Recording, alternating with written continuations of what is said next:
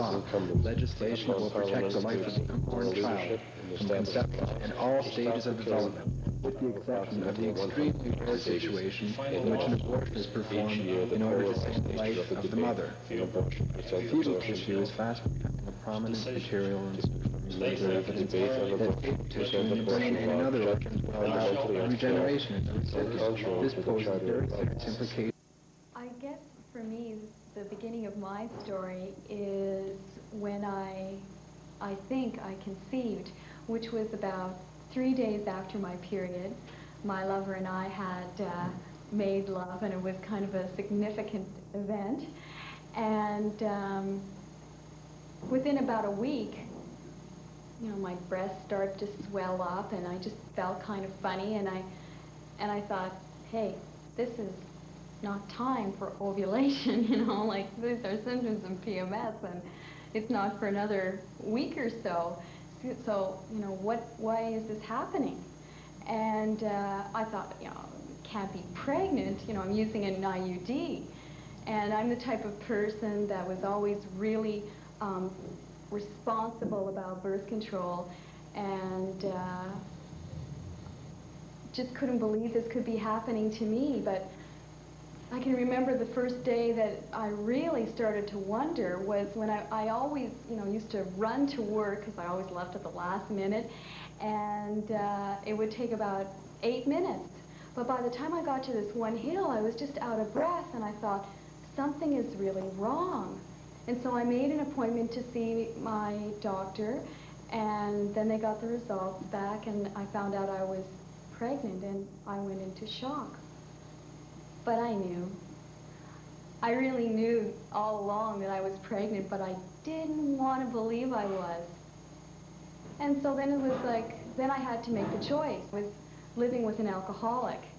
And I think we were at the point in our relationship where I really felt that to have a child with this man would have him chained around my neck for the rest of my life.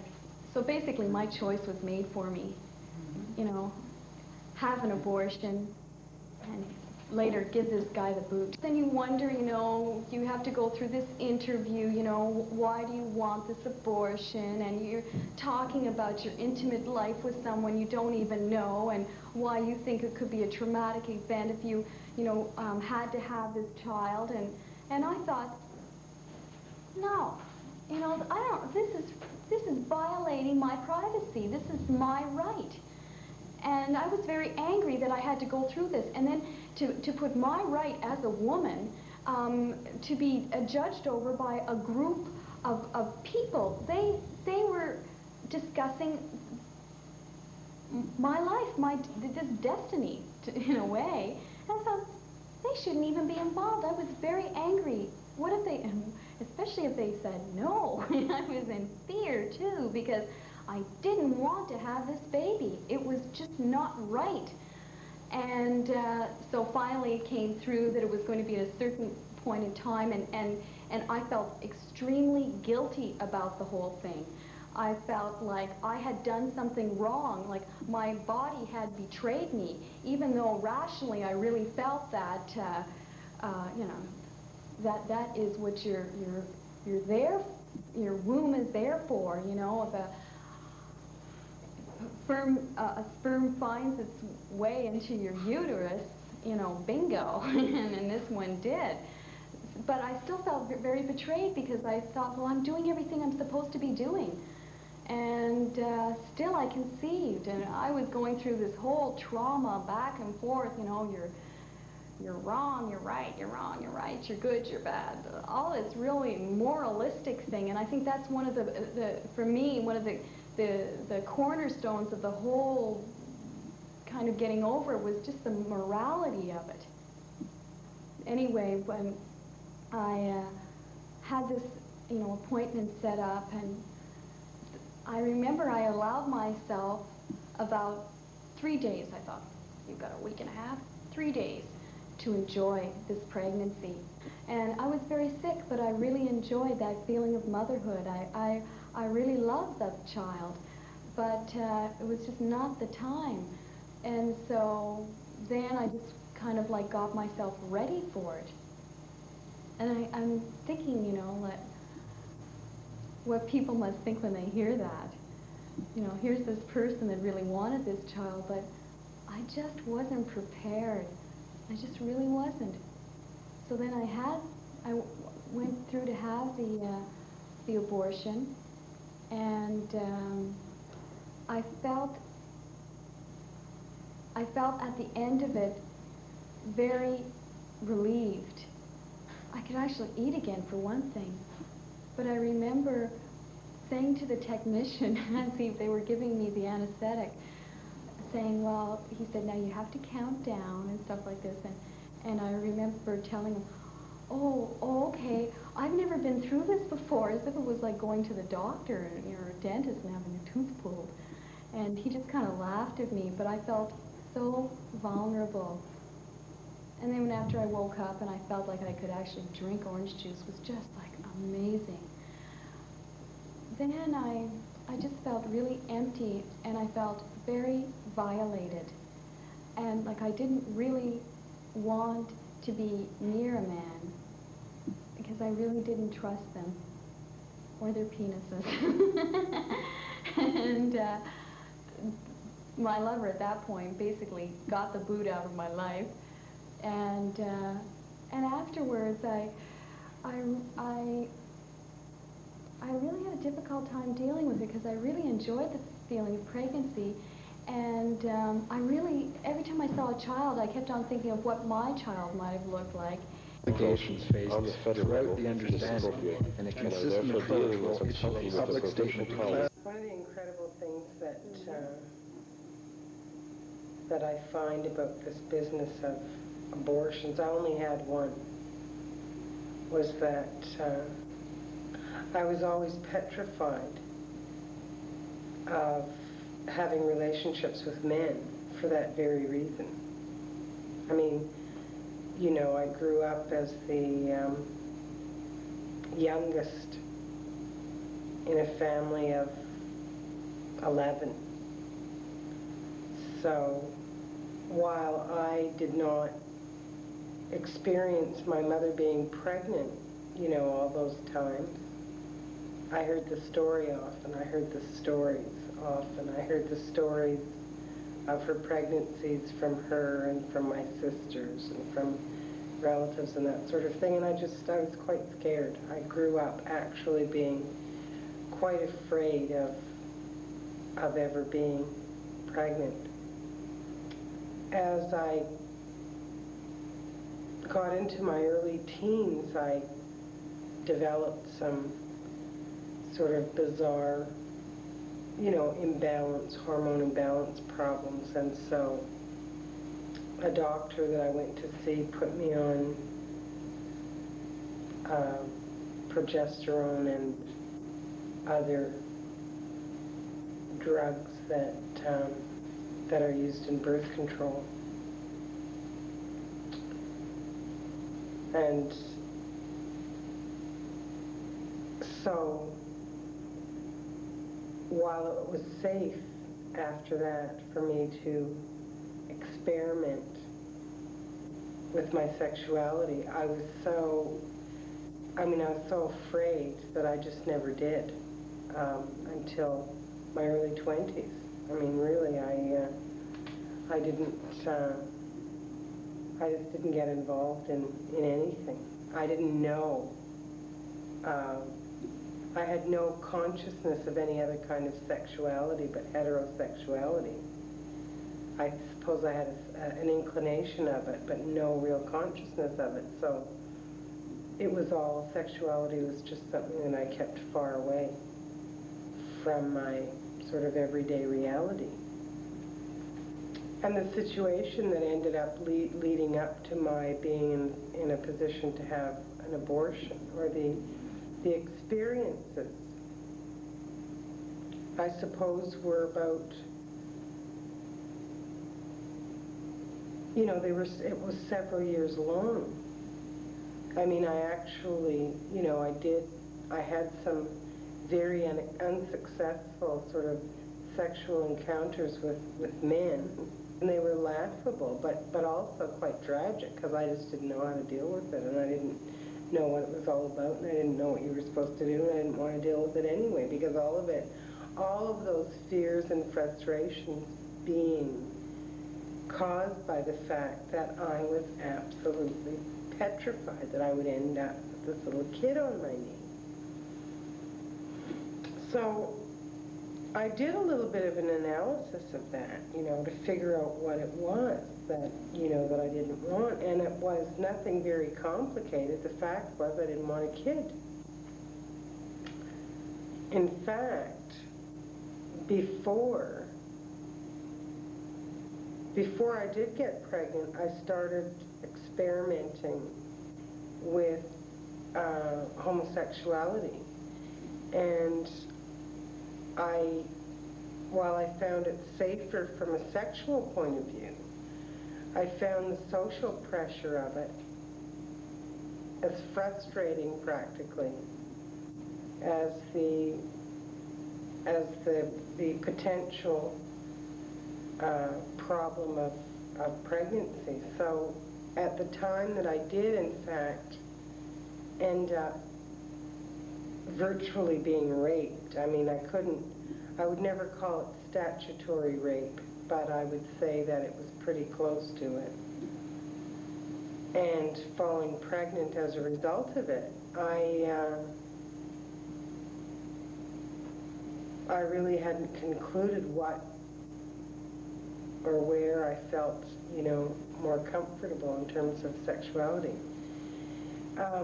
After the encounter, the sexual encounter that led to my pregnancy, it never occurred to me that I was pregnant. I mean, I just pushed it so far away from my mind that it was a total surprise when I went for a physical examination from my doctor. And he suggested strongly that he thought I was pregnant after doing a physical examination. And I told him I thought he was nuts. By that time, I'd actually, I'd managed to wipe the experience out of my mind. I'd forgotten about it. And he really had to, when he told me that I was pregnant, I said it was impossible. And he said, well, unless it was a virgin birth, I should try to scratch my memory to figure out, what had gone on in the last couple of months. And sure shooting, I remembered the situation. How could I forget? How could I forget, In any case, I had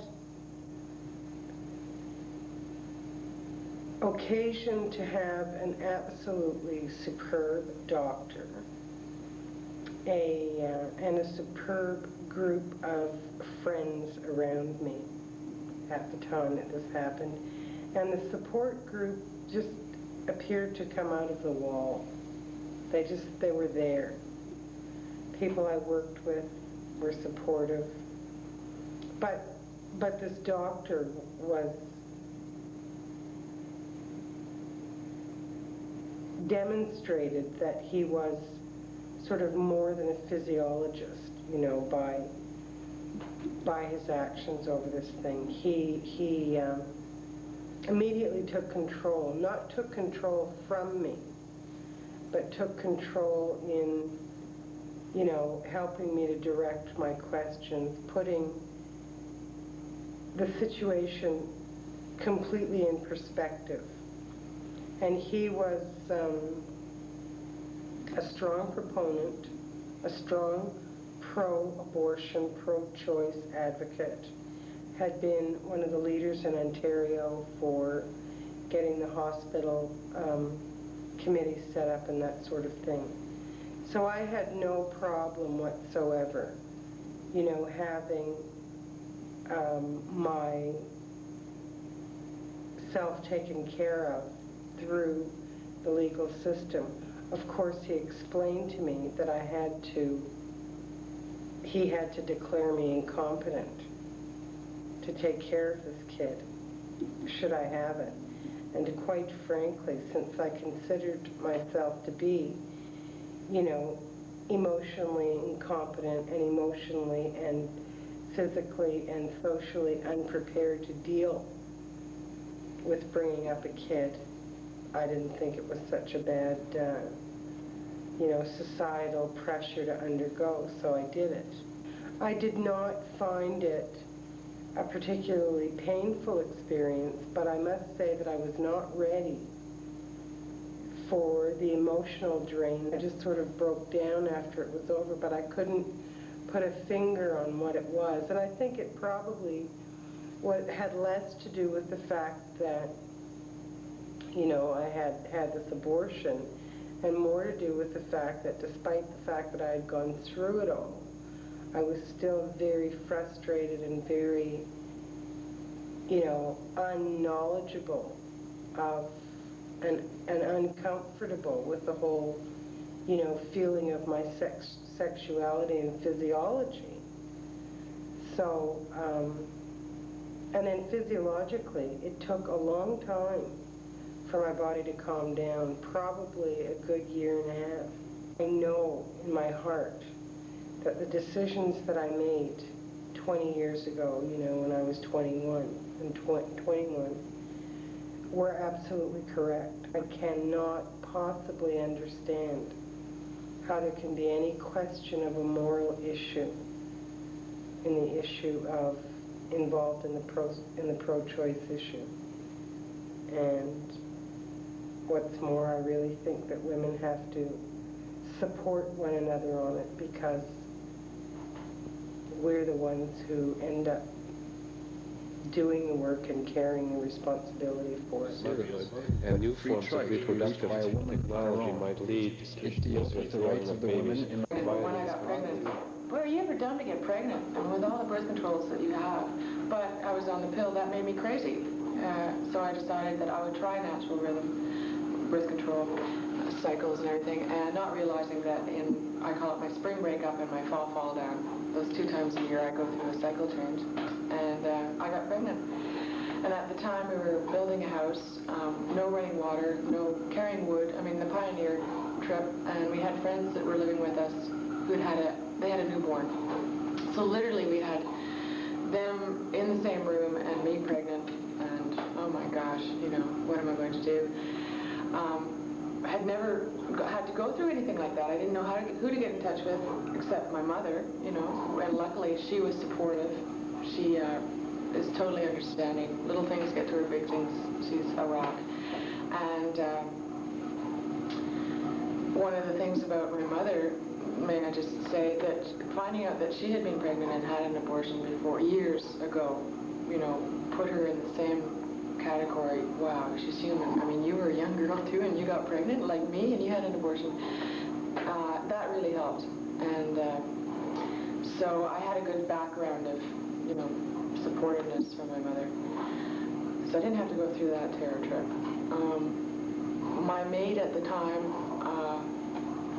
was supportive, but it was my choice. If you want to have the kid, we'll have the child, But I just couldn't. I wasn't too happy about our living conditions. It was really hard, and to have our friends, which I love dearly, but their new baby waking, I was going, wow, I'm not ready for this. I mean, I'm 22, I'm a woman, but I'm not ready for this, and I have to make a decision, and my decision is to have an abortion. And so once I decided, I don't know who put me in contact with Arcal. They were great. Made the arrangements that I was to go to New York to leave the country.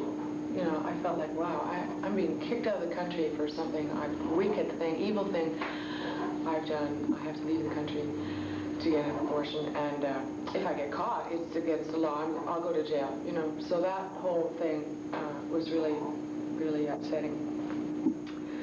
So, but my mate said, if you want the child, your child, of course, it's your decision. So that sort of, women, I don't think, unless maybe they're faced with pregnancy, realize, for one thing, do they want to have a child with someone they've been living with? I mean, it gets pretty serious. A lot of things start coming out. is she good enough to have my baby? Am I good enough? Is he good enough? I mean, that all comes out too. So that might have been the beginning of the end, you know, of our relationship, which maybe lasted a year and a half more, but if, you know, it's little things start to come out. The other lady who had the newborn, she was really supportive. I don't think I could have gone through, well, I could have gone through it, but it wasn't a big evil thing for me to do. She'd had abortions before, and she had a beautiful baby, you know, and she had made the choice that the time was right for her to get pregnant. So off I went to New York, alone and scared. I was almost 3.5 to 4 months pregnant because of my test being negative. So here I was, just on the verge of, you know, at the stage where I might not have been able to have an abortion. And was it going to be painful, and what were they going to do? And New York, I mean, I had never been to New York, that, you know, Big Apple, evil, you know, all by myself. So I arrived in New York, and to stay with some people I didn't know, and didn't have any American money except for the Canadian money that I was to pay with to the abortion clinic, and they took Canadian money. And I didn't even have enough, because I was so, I mean, the first 2 months of pregnancy, you're going through ups and downs, and you're just emotional, you know. Just even making the decision, you're so emotional you can't even, it's hard to make the decision whether you don't know whether you're coming or going because of your hormone change. And I got there, and I didn't even have enough taxi fare in American money. So I walked around for 2.5 hours before I found a bank that would change $5, into, you know, American money. And that just pissed me off. I mean, that has always pissed me off. There we take our money up here. Our money is funny money. So finally I talked this, I mean, it must have been one of the biggest banks in New York, the manager into changing $5 fucking dollars. I mean, you know. So then I walked, you know, got in a taxi. Oh, no, I was still, I hadn't taken the taxi yet. Well, I was going by all these delicatessens and everything, and these big Kaiser restaurants, and I was starving, you know, pregnant woman in the morning, I was starving too, well, for about an hour, you know. And I just needed something to eat, so I got a thing of milk and a Kaiser something or other, pastrami and Kaiser something. And I ravenously ate it on the way to the clinic in the taxi. And, you know, gosh, I'm not supposed to be eating this. They've said explicitly, no food, don't eat. You'll barf, you know. If you're going to be sick already, you're going to be sicker. And I got to the clinic, and I think I was a little late. And I went in, and they gave me the starting pills to relax you. She said, what's in the brown bag? And I said, well, I hate to tell you this, but this is my lunch. And the doctor said, well, gosh, I hope you're not sick all over me. They were really warm and friendly, but why not? They were cleaning up on the Canadian women. While I was there was at least a couple $1,000 sitting around in human flesh in the waiting room. And girls, I don't know, I think a lot of them were more upset about their abortions than having to be sent out of the country for it. You know, I probably got to the stage where I was pretty upset about having to be in another country. So I was sitting there going, $350, $350, not including their airfare, you know. And why the hell can't Canada have something for us? You know? So the abortion went really well. I mean, I was up walking around seeing New York in 2 hours. So it wasn't as though that part was a big, I mean, it hurt, you know, but I had to clear my mind out of it, you know. I could have made it as traumatic and emotional as I could have wanted to, and I've run into people that will and do, and I think that they scar themselves for the rest of their life, and I decided not to. I decided to let it go. I think that is a personal choice, and because we're in Canada, this is a free country. We grow up with the belief that it's a free country with freedom of choice and freedom of speech. Abortion and reproductive health services. There's no federal law in place to protect in any way the rights of the unborn. Well, so I've had 3 abortions in my life. And the first one happened in Switzerland. I was 19. And I just couldn't imagine the possibility of being pregnant or having a child at that stage. I wasn't married to the man. My parents would have been dreadfully shocked. I was in no position to raise a child, emotionally or any other way.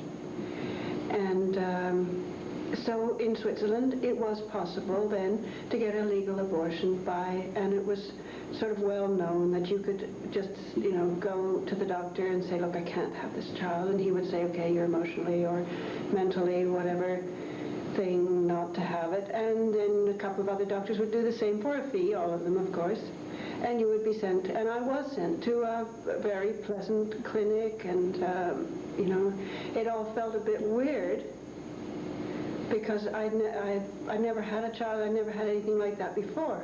But it was all seemed to be smooth, and I can't remember how we found the money. I guess George found some, and I had some. Anyway, and that was all fine, and that went very smoothly. I do remember waking up and feeling strange because I'd never had a child, and I knew that I had been pregnant and had felt pregnant or whatever, and then I wasn't pregnant anymore. That was strange. But I never thought that I should not have done it. I knew I should, and I did. And the next time, I can't remember why it was, but it was an illegal abortion. Perhaps because it was cheaper, or perhaps because somehow I couldn't get a legal one. It was still in Switzerland, and it was about 5-6 years later. I think perhaps I wasn't a resident in Switzerland. That's right, I was coming from France. And the man, it was in his office. He was a doctor. And I wasn't allowed to have an anesthetic because then presumably the police would have come charging in and found me without an anesthetic, found me laid out or something, and he would have gotten into trouble. So he gave me a curettage, and with a local anesthetic, I guess. And the thing I remember about that was that I could hear him scraping. That was a very peculiar feeling indeed. However, again, it was all very businesslike and completed, and it had to be done, so okay, I did it. Then the third time was far and away the worst, and the last. This was in France, and the man whose child it was wanted me to have the child. And I was terribly in love and terribly impressionable and all those things. Although my instinct was screaming not to do this, I sort of let it go. And I thought, I must find someone, I must get an abortion.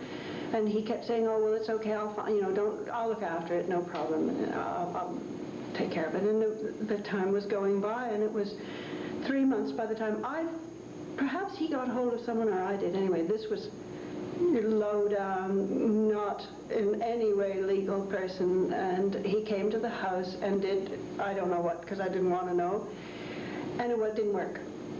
And I walked around Paris thinking, what am I going to do? I can't have this child, and then nothing was happening. And then I remember I was standing at the bus stop, and I began to hemorrhage. And the bus wasn't coming, and I didn't know what to do, and I finally got into a taxi, and it took me back to where I was staying, and the whole thing I just bled buckets, and the fetus came out too, and I saw it. And then I just went on bleeding and got sicker and sicker, and we went from hospital to hospital, the father of the child, my friend, and me, and they wouldn't take me. And I was bleeding, and it was the only time I've ever remembered thinking, I'm probably going to die, and that'll be fine, because I'm so tired anyway, I can't handle it anymore. And they wouldn't take me, and then because it was France, and this was illegal, and they're very strict about this. And finally, my friend got me into the American hospital in Paris, and they did a D&C and gave me a blood transfusion. I remember blood was cold, and my whole arm got cold. And I lay there for a while and got better, and it was all over, and I never, ever significantly got pregnant again, where I wanted to have an abortion. Political issues should be treated accordingly. Parliament must ensure that life is protected that there is conception. valid With the statement exploitation to of do innocent so. life for They any also make it situation clear that the is state severely interest punished. in the They fetus humbly pray and increased, call develops for and us provincial legislators to abortion. consider the tragic I have belief in the value and of take human life. immediate action I to urge the defend government to and act protect the quickly rights of on unborn fetal children. rights, We to in the develop pro-life movement comprehensive that a free programs that vote show up is no answer no to federal law unwanted in pregnancy, place to protect to in any strengthen way services the for rights of the pregnant women, unborn.